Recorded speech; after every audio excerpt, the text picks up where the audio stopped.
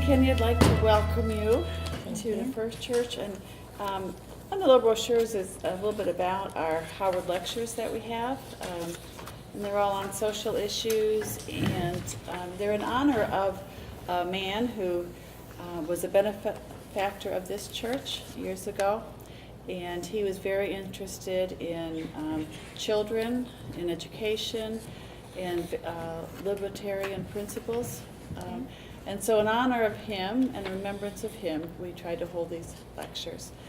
I think the cool thing about it, he had daughters, right? Mm-hmm. And so at that time, years ago, the schools weren't for girls. Mm-hmm. So he built the Howard School, which burned down. I thought that was pretty cool. Specifically for girls? Well, it was a private. Yeah, isn't that cool? I think it's really cool. A private school for girls, and then when they finally did close down, they left. Well, Howard High School was named after him, but the Howard Seminary was separate from that. Yeah, and then they left it to the town, which became our elementary, our middle school. Yeah, but then it burned down. So, but anyway. So welcome, and if it's okay for us to gather, I go to lectures over at the Abbey over in Hingham, and they do all kinds of ecumenical interfaith kind of topics. And last time I went, they had this prayer that I would like to share, we could share together perhaps as we open our time together. If you allow me, I'll go ahead and say the words of the prayer. Eternal source of all that is, has been, and yet will be, all time and space is made holy in your infinite love. Amid the ebb and flow of the ages, only you abide unchanged. May we find the courage to embrace our common call to be your compassion and light for those afflicted by chronic intolerance and inhumanity. May our speech and actions reveal your saving presence beyond the boundaries of race, religious diversity, or the realms of politics. Strengthen us to be your listening heart and your prophetic voice for the hearing of our common humanity, healing of our common humanity. Amen. So thank you. So it's for you now. Great, thank you. Thank you. Well, thank you all for coming. The nice thing about having a small group of people is it gives us opportunity to have lots of conversation. And so I really welcome all of you joining in to the conversation with questions or comments, things that you'd like to hear more about. We have a little bit of flexibility because we are a small group. Again, my name is Ruth Zacharin. I am the Director of Trauma Services at Family and Community Resources. We are a small nonprofit based out of Brockton that serves individuals and families impacted by trauma, the bulk of whom have been affected by domestic violence. Although we also work with folks who've been affected by other kinds of trauma, such as sexual violence, community violence, or what have you. I oversee our trauma counseling program, our domestic violence advocacy program, as well as our child witness to violence program, which provides specialized services to children who witness violence in their home, school, or community.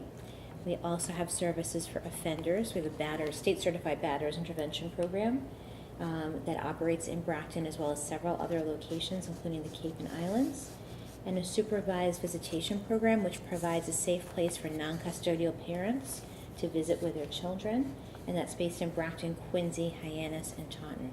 So we have a lot of different things going on. And I'll introduce Kenya.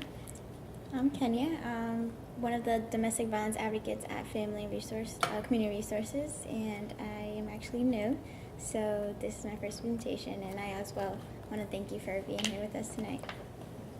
So what I'd like to do, I have a couple of different topics I'd like to touch on this evening, but again, I can take direction from all of you in terms of what you would like to hear more about. But before I do that, I want to see if I've gotten everyone's names figured out. Leslie? Yes. Alta? Yeah. I never told you my name. So then I'm off the hook. So can you tell me your name? Yeah, Lois. Lois, nice to meet you. And Carol. Thank you. Now I'm definitely going to remember your name.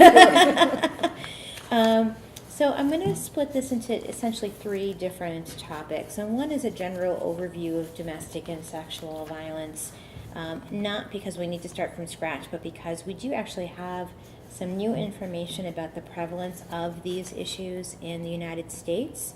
And I think it's worthy to share that newer information just to set the stage for the rest of our conversation.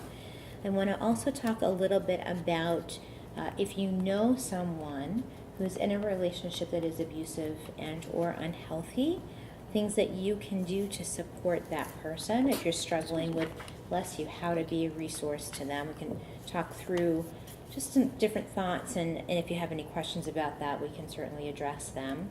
And I also want to talk a little bit about how do you promote healthy relationships in youth.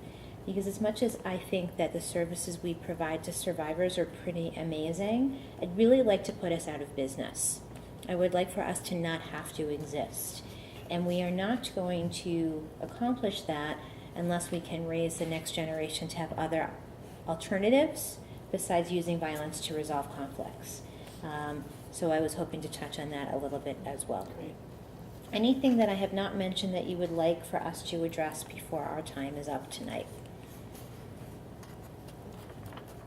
Just what I mentioned when we came in today about how people in the congregation are just overwhelmed by the terrorist acts that are happening and can't figure out how this could happen. Yeah, okay. I don't know if we can, but that's what people are bringing in Yeah, definitely. every Sunday. I think, and let's sort of double back to that at the end. Okay. I think violence is very much on everyone's minds.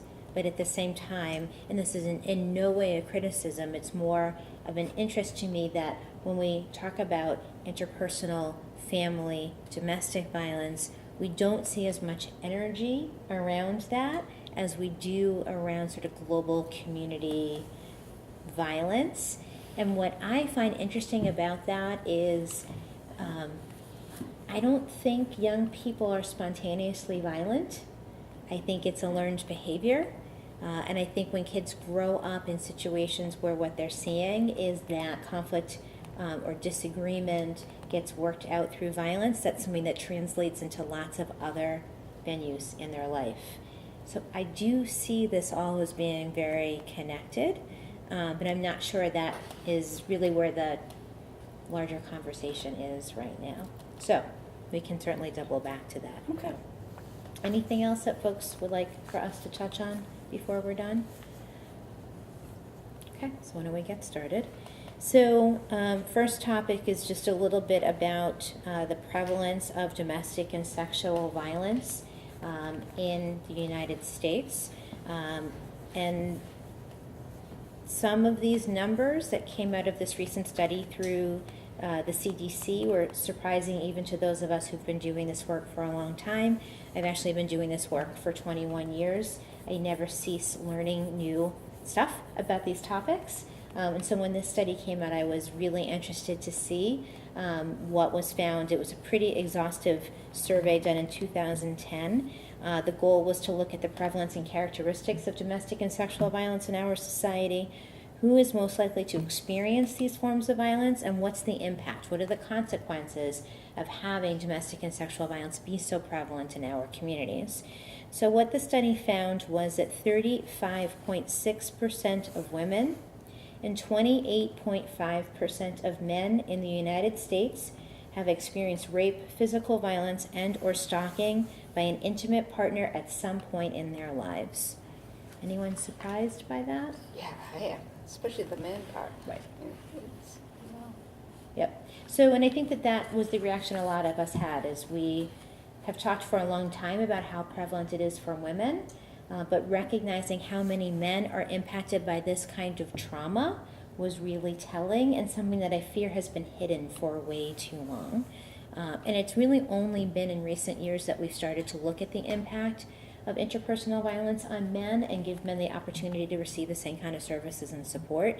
I still think we have a ways to go with that. I think the men are more apt to hide it. I mean, Yeah. the women hide it too. Absolutely. But I think the men, it is to a whole other level. Absolutely.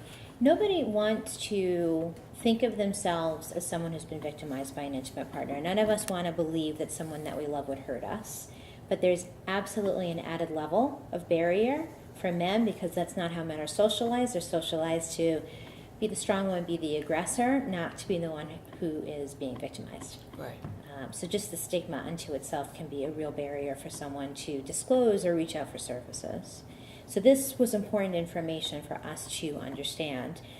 Breaking it down a little bit more and focusing more on the sexual violence end of things, what they found is that more than half of the female victims of rape reported being assaulted by an intimate partner, 40% by an acquaintance, and 15% by a stranger.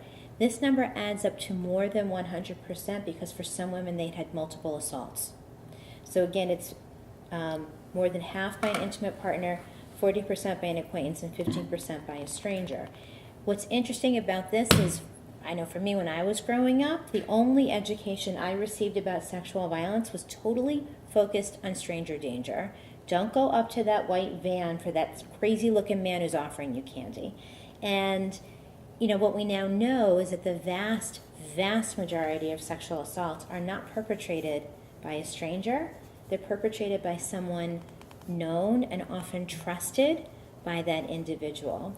So if we're only talking to young people about the dangers of strangers, we're not doing them a good service around prevention. We really need to be talking about boundaries, even with folks who might be in a caretaking position with them. So that was really important to understand. What we also know is that this kind of victimization begins early in life. Most female victims of completed rape, or over 80%, experience their first assault before the age of 25. Almost half experience their first assault before the age of 18, and 12% before the age of 10.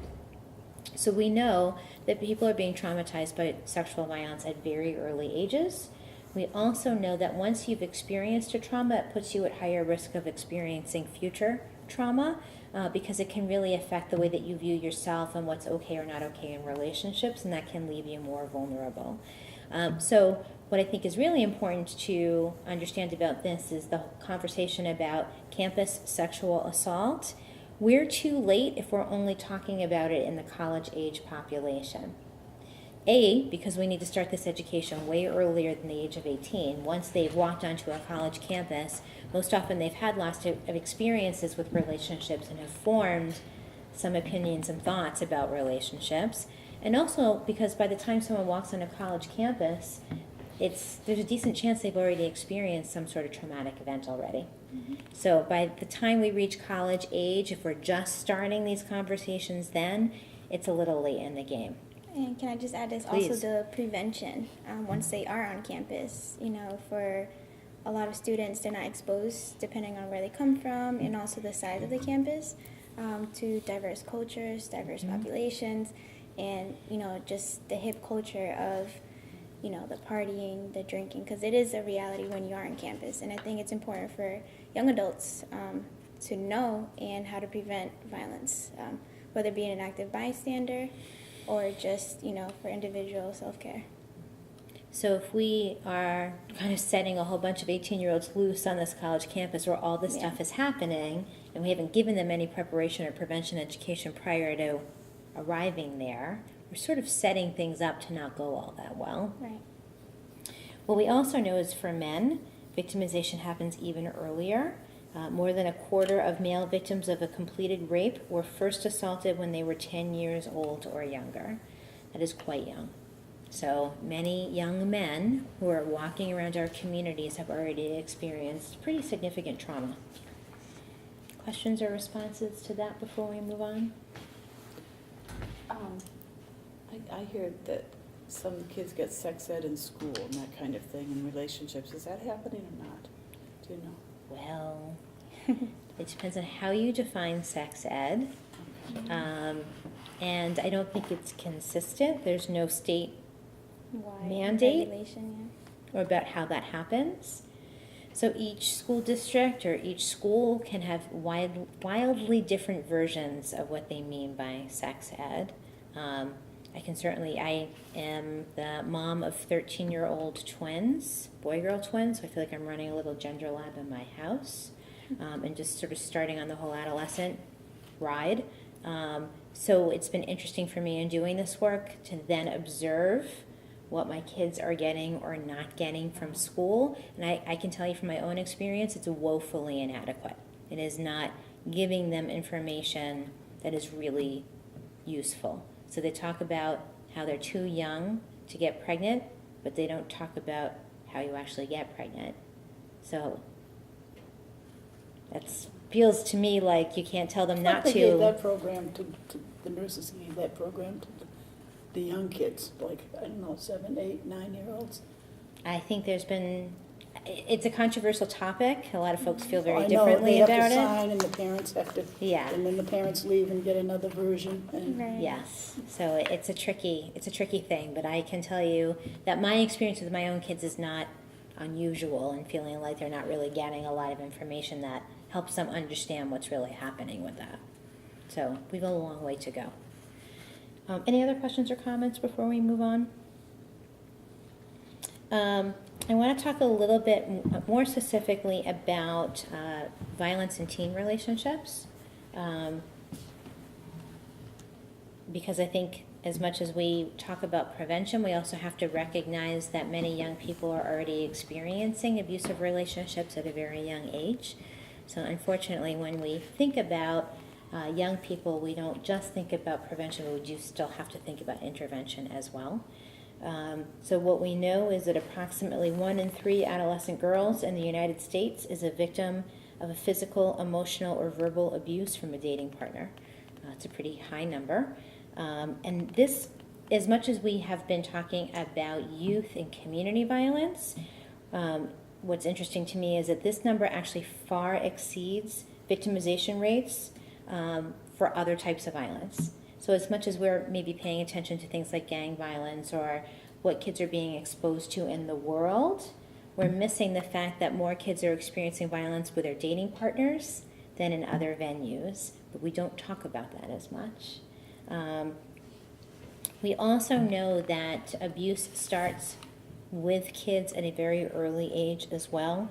There was a recent national survey where 1 in 5 tweens, and tween is categorized as a kid age 11 to 14, say that they know friends who have been in an abusive relationship. So they may not be disclosing it for themselves, but they're talking about how their friends have been in an abusive relationship, and they're naming it as such. Now, one of the things that feels really important to me, and was actually surprising to me, for a long time we have talked about our concerns when kids are witnessing violence in their homes and the impact it has on them to see one of their parents perpetrating or being victimized, and how that leads to an increased risk of being involved in an abusive relationship as they get older. But recent studies actually indicate that kids are as much influenced by what they see in their peer group as they are by what they see at home. And that was fascinating to me because I hadn't really considered that. So now that they're trying to quantify that, because what we know is that kids very often learn a lot about the world, rightly or wrongly, from their friends. And if they have questions about relationships, about sex, about dating, they're way more likely to ask a friend than a parent.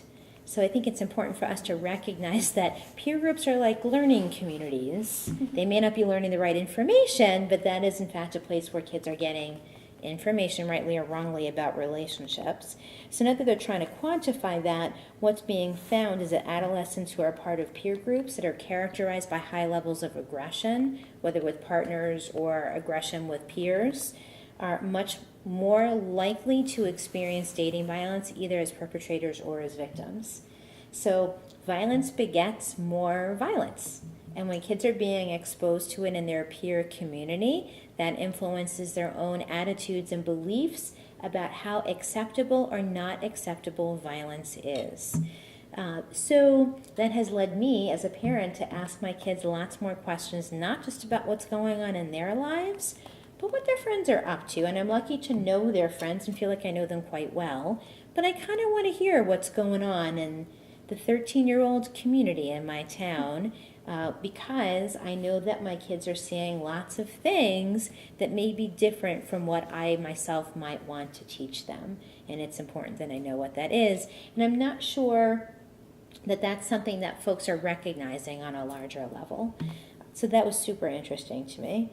What we also know is that violence happens on a continuum, and that kids who are involved in bullying relationships with their peers in elementary school have a higher rate of dating violence as well. So if what they're learning is that their peer relationships get worked out through being controlling or being abusive, that is likely to translate into their dating relationships they have when they get older. What we also know is that when kids are in an abusive relationship, it has a global impact. Besides the fact that they may not be safe, it affects their emotional well-being, and it can also affect their physical well-being, because living with that level of stress is not a healthy thing. So what you find is that kids who are involved in dating violence have much lower academic performance.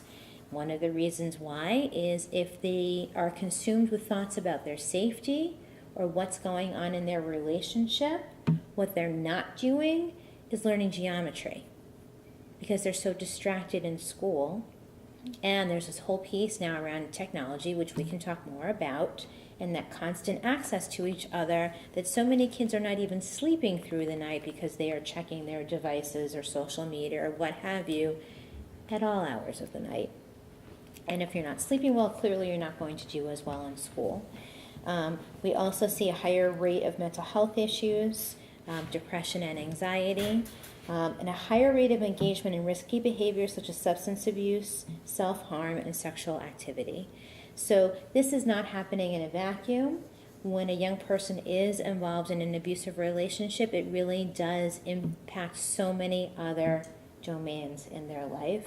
And Ken, I don't know if you want to add anything, because you have a lot of experience working with younger people around violence issues, but does this ring true to you in terms of your experiences? Yeah, definitely. I think the whole constant access is probably the biggest issue with teenagers, young adults, because it's the world that we kind of are growing into.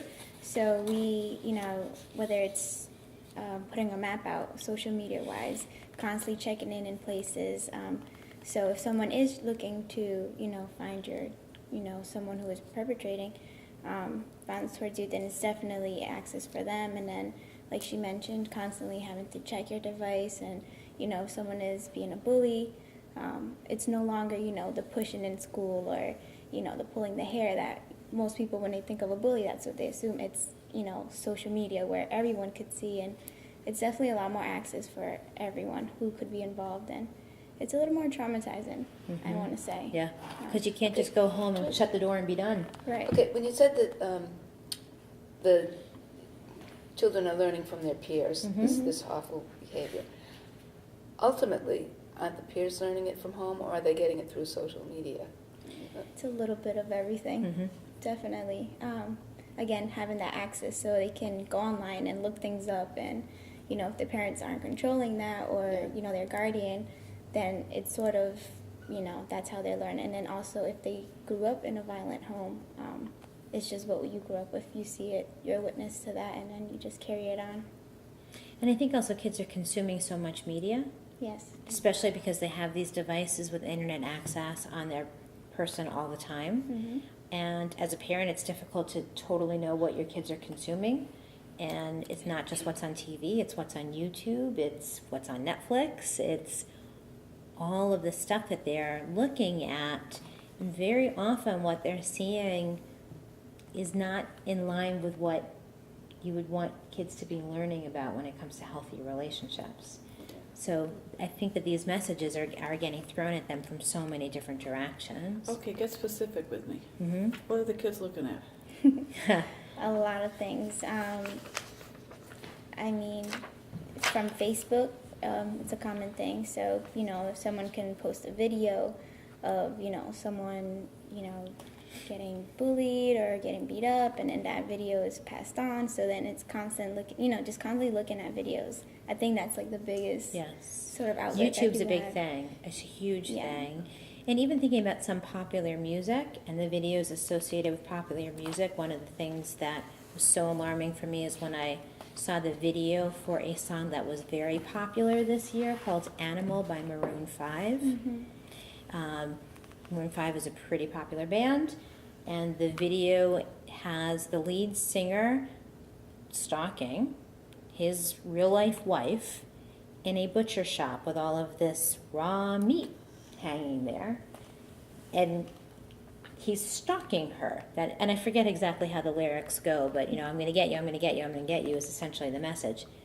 So, and this is supposed to be this romantic thing with the singer who is, today's equivalent of a teen heartthrob, and the way that he is treating his wife in this video, basically, Piece of meat.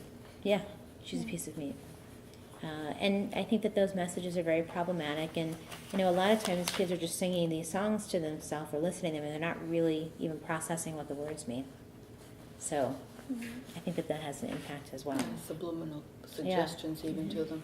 Right. I don't know if any of you got a chance to see, CNN put out a report a month, maybe 2 months ago about it's called Being 13, and it's about the use of social media by 13-year-olds. Anybody see that? I recommend looking at it. It was really jarring, and it talked about how 13-year-olds can look at their devices, their social media, of upwards 100 times a day for a variety of reasons. One is because they want to see if people are responding to their posts, because that is sort of an indication of popularity or social acceptance.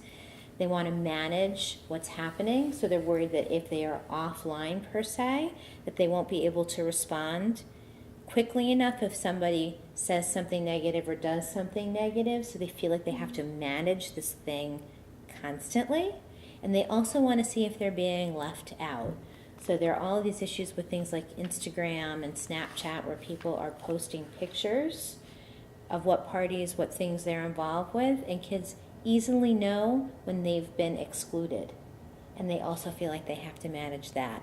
That's a tremendous amount of pressure for a 13-year-old, and also sends a strong message to them about what it means to be a teenager in relationships with peers and dating partners.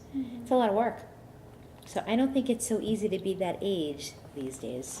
And then there's also a side note from that is a danger of actually dealing with people who put out fake profiles, which is a whole, Right. another world in itself. So, that's something that I can definitely say is a big issue that I've had to deal with. Not myself, but dealing with clients who, have been stalked by classmates, accepting them online, not even realizing that it's actually a fake profile that they've created, just to get access to their life. And so that's a big issue now.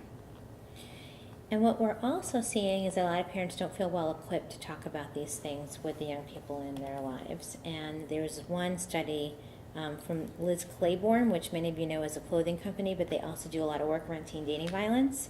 They did a study of parents and teens, and so the teens who belong to that group of parents, all the same family.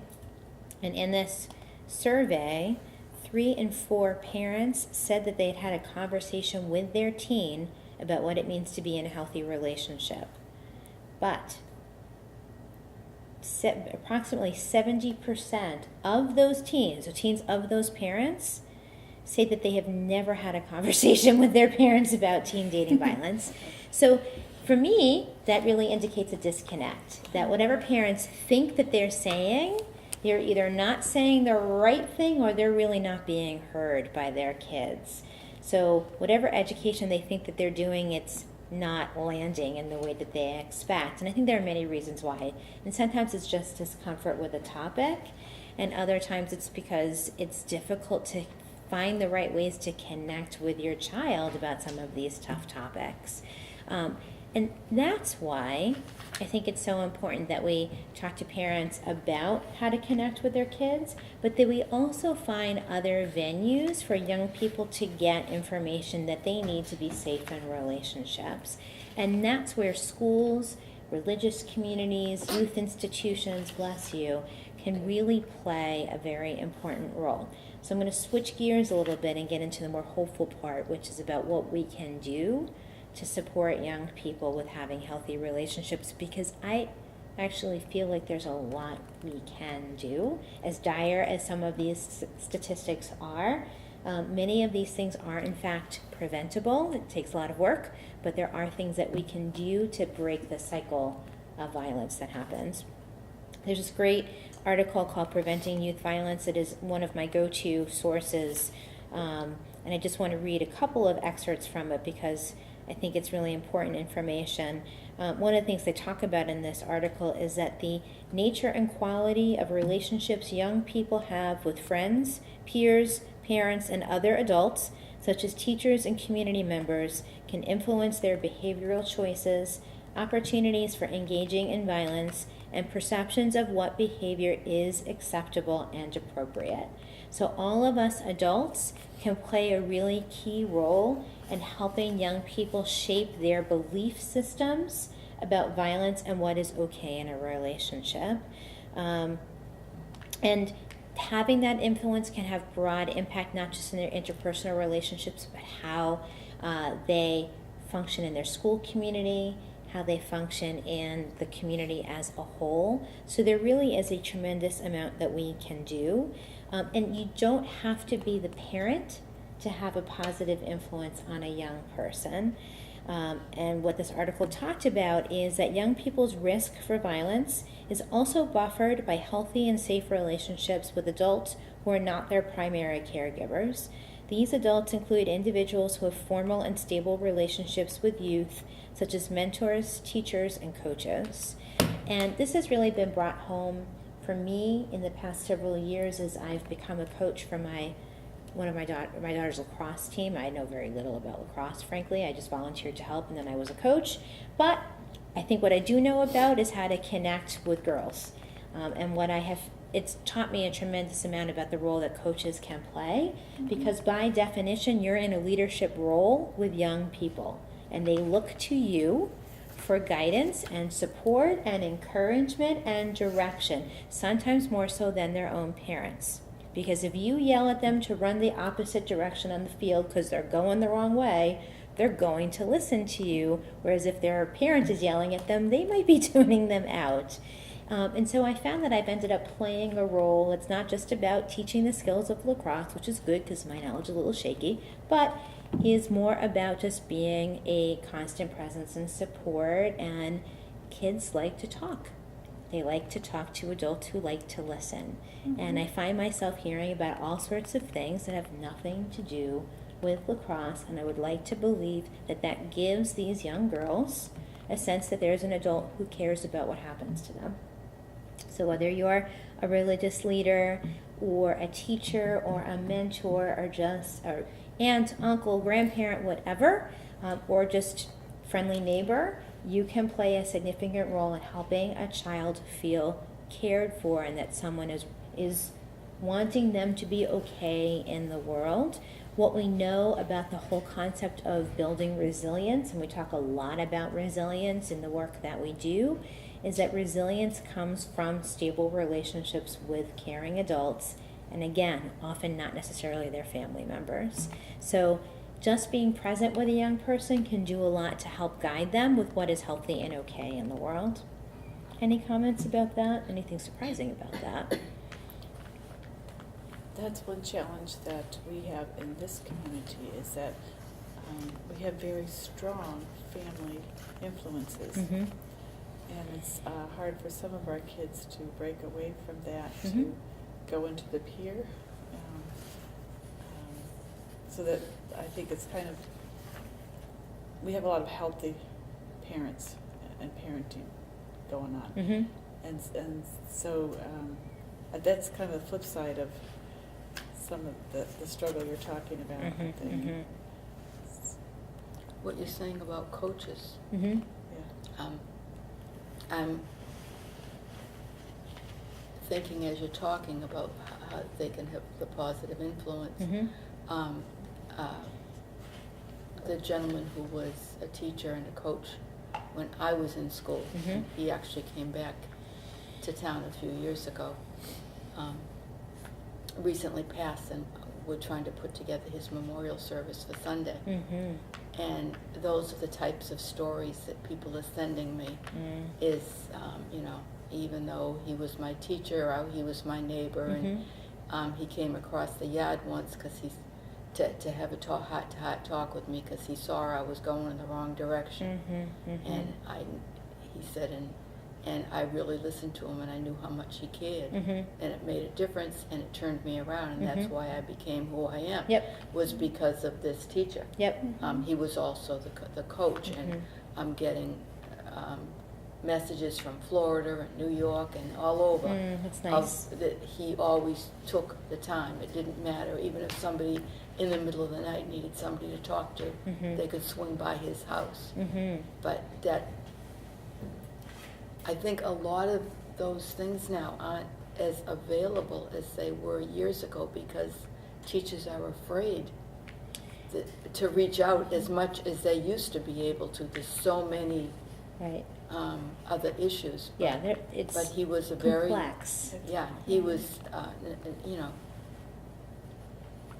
a very, very giving teacher, coach, but he also became a very close friend. Good many of his students stayed in touch with him. That's great. Always, but he had a huge influence. And what you're saying is typical. Somebody who people know, the kids know that they can go to, and have a good heart-to-heart with, that actually cares without judging. Absolutely makes a big difference. There's actually a whole model called Coaching Boys to Men, which is targeting athletic coaches, specifically of boys' teams. My son is a football coach. Oh, too. great. And giving them a curriculum for how to talk to the young men in their charge about gendered violence, about making healthy choices in relationships. Again, because these young people spend so much time with their coaches play an important role. How great would it be if those people are taking time out of practice to say, violence against women is not okay, violence in relationships not okay, this is something I care deeply about. Just giving that message can be very powerful from someone who's in a role like that. So there's a lot of effort to bring athletic coaches into the fold with giving those messages to young people. And I do think that helps tremendously.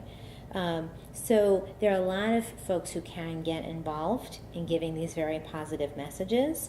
And we at our agency do a lot of outreach in the community, whether it's through schools or youth-serving organizations, to talk directly to young people about healthy versus unhealthy relationships. They are always fascinating conversations.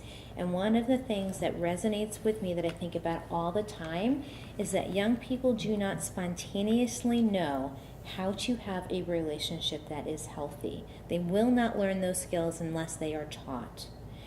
And so a lot of times you find prevention programming focuses more on don't do this or don't do that.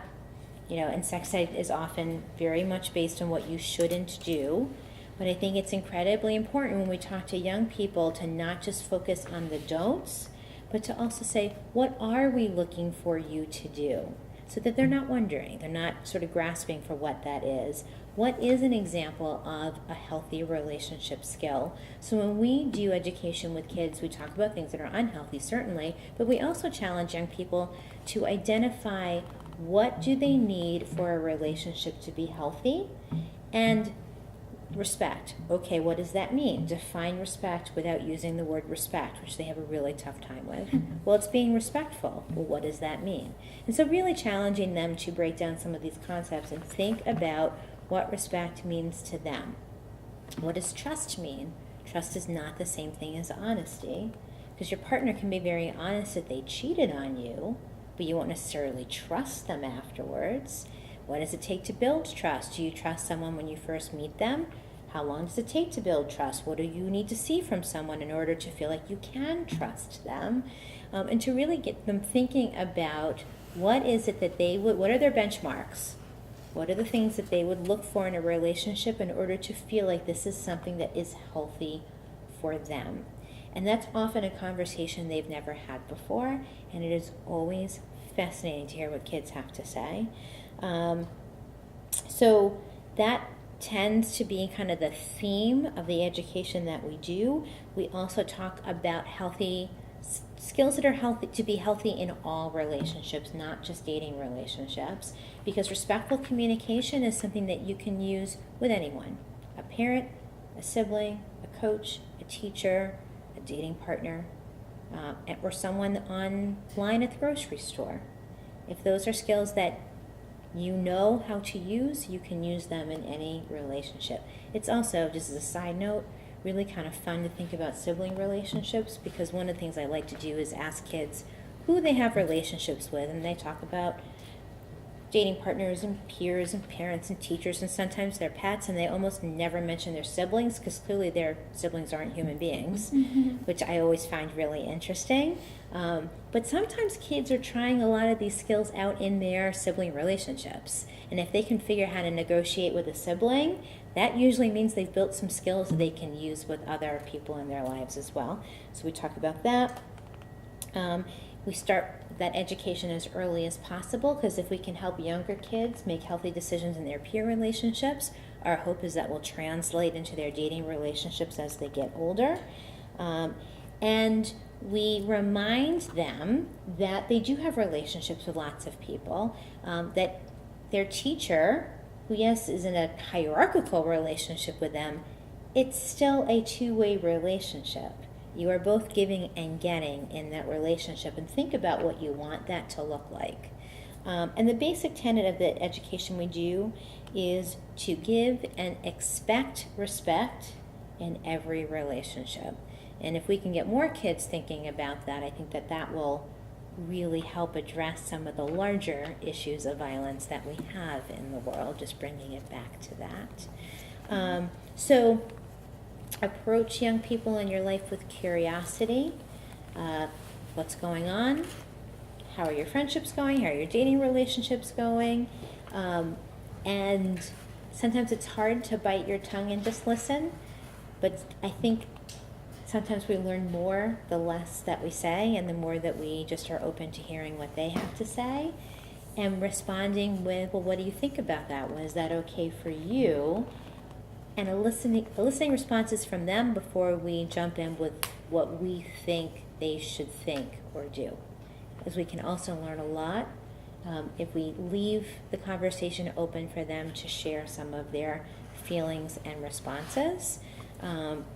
And what I also did is I brought some information that you can take with you if you have young people in your life, or if you know folks who are parenting teenagers or tweens, that can help shape some of these conversations. There's this great website called breakthecycle.org where I took some of these materials. One is a quiz about whether your relationship is healthy. And so kids can take it themselves and check off and see how they score. And there's also information about different kinds of abuse present in teen relationships and what's called the relationship spectrum, going from healthy to not so healthy to abusive, to help kids put language on what they're experiencing, because sometimes they may have a sense that what's happening isn't necessarily okay, but they don't have the words to describe what that is. So giving them that vocabulary feels very important as well. And then being able to share some of your own thoughts about what's healthy in a relationship and what it means to be respectful to others is, I think, always really helpful, because when you can have a real conversation with a young person, they may be curious to hear what some of your thoughts are about these things as well. Any questions or responses to that? You're not just talking about dating relationships, right? All relationships. It could be girls and a whole bunch of other girls or something. Absolutely, because we know that there can be lots of unhealthy dynamics in peer groups. I see a lot of, middle school age, a lot of relational aggression. Who's friends with who gets invited to what party? Are you on the in or the out with a certain person? This person's your friend one day and not the other day. I think that fits into this conversation as well. And again, a lot of that is playing out through constant texts or social media or what have you. So understanding a young person's online life feels really important in this conversation as well. Other questions? And also remembering that internet and social media is like an escape for a lot of teenagers. So even who they may be in person is not the person who they portray online, which is another big issue that a lot of people, again, go with the whole making fake profiles, or, you know, maybe they're expressing something that they'll express online because no one is really targeting them in person. So that's something that, you know, it's important to kind of keep in mind, is that they may not always be communicating what they feel, you know, which is already an issue as a teenager. So that's an outlet that I see a lot. So Absolutely.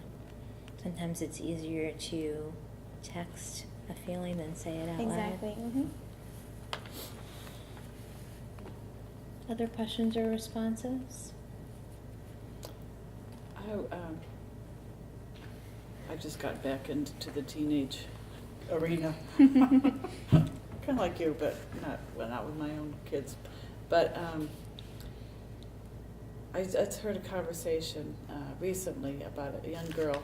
She's probably 10, but her parents are divorced, and she was just very much. She absorbed how her father looked at his new girlfriend, and how the mother acted. Yeah, her real mother acted with her new boyfriend relationship. Mm-hmm. And it was reflected how she viewed herself so much, how she wanted to be. Like she wanted to be daddy's girl, so I felt bad for her. It was like, because, she said, my daddy has the most beautiful girlfriend ever. And so she was looking up to that new girl, because she wanted to be daddy's little girl too, but and most beautiful in his eyes. But it was, I just imagine how conflicted it must be for some kids going through those kinds of things at home, but then, you know, I'm sure she has started to get into the peer group big time too, but Sure. it just... Kids have a lot of stuff to contend with. I looked at it and said, all I could think of was, man, I'm glad I'm not a teenager now. Yeah. It seemed like life used to be a lot less complicated. Yeah. Around all the sexuality issues, the, what's attractive, what's acceptable Sure. behavior. Do you think it was there then too, though? I wonder how my kids grew up, because they must have had those issues to face. You would think. I don't remember. I don't think they were as tested as much because they weren't out in the public as much, because they were more private. Everything now, anything the kids do can end up, like they said, on social media, and it's out there for everybody. There's no, I can't imagine. and They brag about everything. I mean, and people to their are own they're detriment. always snapping pictures and throwing that out there, and Right. nothing's private. And so if you make a little mistake, it can be out there for the whole world to see. Well, and even if you're not intending, and a lot of kids do kind of live their life out loud, they're posting on Right, social media they all do. the time, but even, and I've seen this happen, a number of times that kid himself or herself may have no intention of sharing that with the world, but someone else takes a picture and they go ahead and share it. Right. Or one kid sends a text to another kid, and once that text is sent, they no longer own that information because that can be sent to whomever. So And with the phones now, they can turn around and just post it on social media too. exactly. Right. It's out there for the world. Exactly. So one of the things that we talk about with kids is to not send anything via text or any other technology that they are not willing for the whole world to see. Because once they hit send, they no longer have control over it. And I think that that is a tough lesson for many to learn. And because every kid's smartphone has a camera on it, Right. again, they may not have a lot of autonomy around images of themselves that are shared widely. And I think that that is very tough. And I also think that, especially for girls, you know, most of the images of young women in media right now are hypersexualized. I think that is more prevalent now than it used to be, and that influences how girls think about themselves and their bodies. I know that, you walk into your average clothing store for teen girls, and the options available to them, particularly in the summer, are very revealing. And they may not have easy access to other kinds of clothes to wear. That is also different than how it used to be, and I think that sends a message as well. So I think it's a complicated time to be a teenager. But I will say, as a young adult and, kind of growing up in the new social media phase, because I still didn't grow up where we had smartphones, thankfully, in middle school and even a little bit of high school, I think. If you can afford it, obviously you had it. But just how, back in, when you were in high school, how rumors started and how rumors carried. It's still relative. A bully is a bully. And then someone, if you don't have your identity figured out, which I will say for myself, I didn't until I'm still figuring it out. For the most part, I think I have the right idea of who I am and who I want to be. So I think, what she said, being a good mentor, or even just an adult who's listening, and if you can kind of put it in perspective, your life and how you grew up and how you manage, one advice can go really far. Even though a lot of adults think kids don't listen, we hear everything. And we, little by little, you kind of take in what you can, but, if you can prevent someone from feeling, discouraged or feeling like, their self-worth or even body image, things that, again, I can go on about different topics about, females and males, gender roles and how we should be perceiving each other. But I wouldn't close the door, being an older, individual talking to the 10-year-old or 13-year-old, because little things, will be carried out eventually. One of the things that a presenter in my town recently talked about was making sure that kids have access to safe adults that are not their parents, because sometimes kids won't share things with their parents because they're a little ashamed. They don't want to disappoint their parents, but they need a trusted adult they can go to. So who are those other adults whose numbers can be programmed into your child's phone? So if they need to reach out to someone and calling mom or dad or guardian doesn't feel like a good option, who's that safe adult that they can reach out to? And that can be anyone from a family friend to a teacher to a coach to a person in their religious community, what have you, but making sure that kids have that safety net of a person to go to. And as much as I would like to think that doing this work that I do, that I'm the perfect person for my kids to go to with anything, it's hard to disappoint mom. So who else needs to be there for my kids? I'd say other people need to be there for my kids.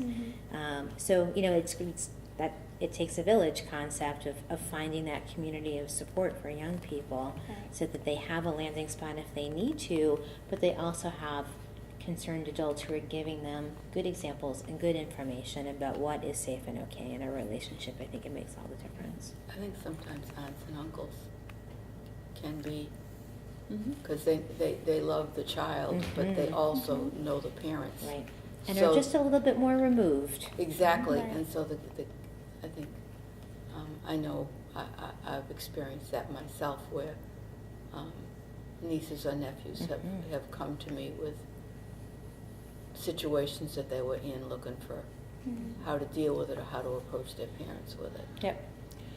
In our religious group, the United Church of Christ and the UCCers have developed a curriculum, Our Whole Lives curriculum. It's like a 15-week course which has to do with healthy relationships, but also deal with sexuality, and it's done with peers. That's great. But it's hard to get kids to go. It's a big commitment. Yes. And some parents think, well, we've taught our kids everything, Right. that kind of thing. But it's excellent curriculum. And peer leaders can play such an important role. Exactly, and they do. And they learn from one another, and they learn to talk about issues that they wouldn't talk about with their parents. Yep.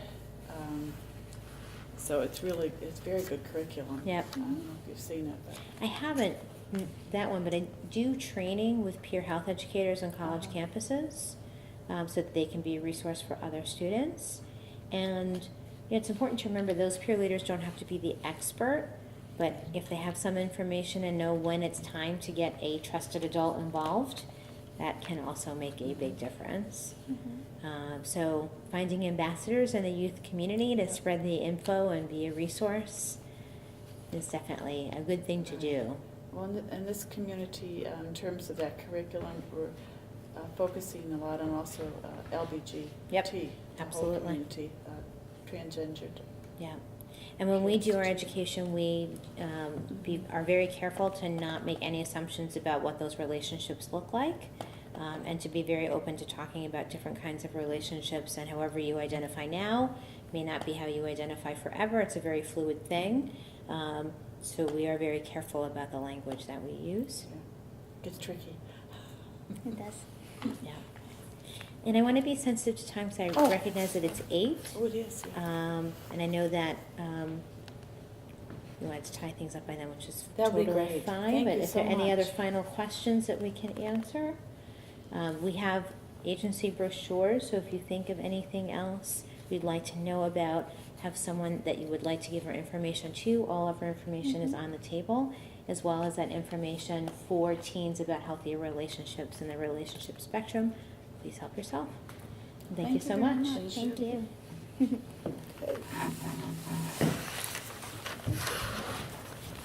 To go take a look at that, your information. Please. Yes. The hard part is getting people to go, to get the help. Right. Well, I think very often you might give someone information and they may not be ready to use it at that time, but at least they know that you care, you're aware, and you're someone they can go to in the future if they're ready to take that step, and that resources are out there. Even at that, years ago, the resources weren't there, the help wasn't there. They weren't real issues, should I say? You Yeah. know, people really didn't think If they somebody was in an unhealthy relationship, there wasn't any place for them to go to. Yep. were. Right. Yep. But How would we recognize that if somebody was in an unhealthy? Because they're not going to come out and say, you know, people are being mean to me, or you know, my boyfriend's hitting me. How do you well, know? sometimes you might witness an exchange that feels uncomfortable, or that, where the language feels abusive. Sometimes it may be that you see someone who's afraid to be late, afraid to do anything to upset their partner, has to always be home or checking in, responding to texts, get dinner on time, a lot of rules that they're afraid to break. Or talk about not wanting to upset their partner, feeling like there's a lot of conflict and they're walking on eggshells, or may disclose that there's actual physical abuse going on in a relationship. And, sorry. Go ahead. And most often than not, the person, their personality, begins to change. If they're someone who you met who's very outgoing, suddenly, they're with a new partner, or they begin to close themselves in a lot. Or, it could go the way around too. If someone who, is very reserved, reserve themselves a lot, and suddenly, they're out drinking, or, they're seeming like they're putting themselves at risk or in danger. A lot of times it's because, and if they're in an abusive relationship, that's something that you can see as a sign. Changing their baseline behavior. And a lot of people are just plain in denial that they're in an abusive relationship, and they have to. Nobody wants to believe that the person they love would hurt them. Right. It's a hard thing to swallow. Right, or that it's going to continue, or that they can't handle it on their own, and it's it's a hard thing to It is. to come to terms with it and admit you need help. Like I said, years ago, it was okay, you come to terms with it, but where do you go? There isn't any help. Right. Nowadays, the best thing to do is is that there is information out there. People know that there is help. They might not know where to get it, but they do know that they can look for it. Where before, that wasn't an option. Yeah. So if you Years see ago. somebody you might have, excuse me, I didn't- Yeah. that you think might be in an unhealthy relationship, would you confront them? Or do you just stay, I think what's happening to you is wrong, here's some information? I would be But careful. what makes it, Yeah, I you think gotta they're be gonna careful. respond to you, you know? Right. Because they could shut you out Yeah. completely Yeah, if you of did, course. if you did that. More than anything, I would never put yourself at risk because obviously, you know, if they have someone who's harming them, what are the odds that they may harm you just for trying to intervene or kind of take, you know, their victim away? So I would feel out first if you feel safe and comfortable enough with the person to let them know, like she said, you know, maybe there's something that might be wrong, or, you know, here's a number for whatever agency, and you can always give our number out. We have a hotline that we're more than open, you know, to having conversations with individuals. But that's usually the safest route.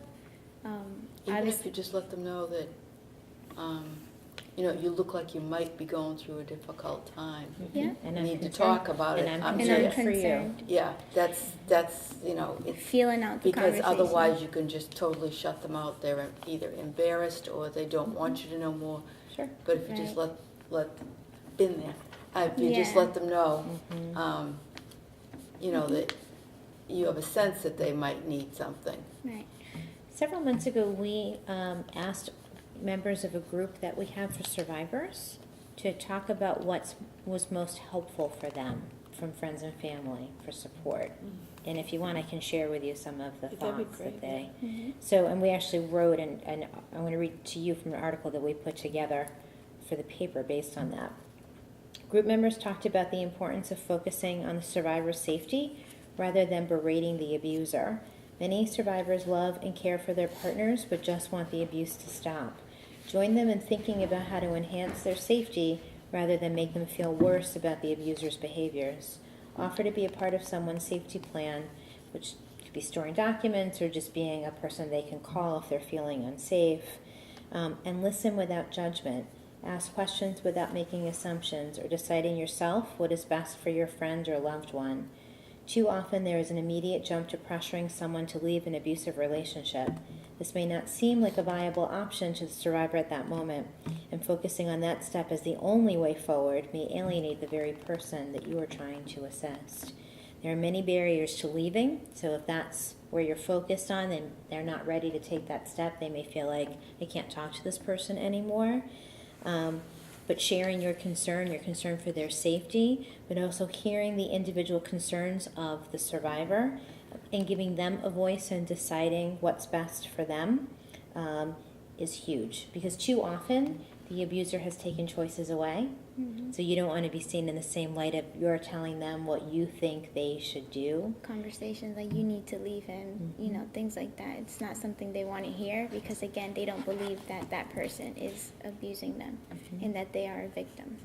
So, But saying, I'm here if you need someone, and I'm here to listen, and I'm here to help you if you need help, can be an incredibly reassuring and powerful message to give someone who's feeling very isolated and stuck in a bad situation. Any other questions? That was helpful, thank you. thank you. Thank you for having us. It was really lovely to Thank meet all of you. you. So glad you came. Thank you. And nobody can leave unless they take a plate of food. Exactly.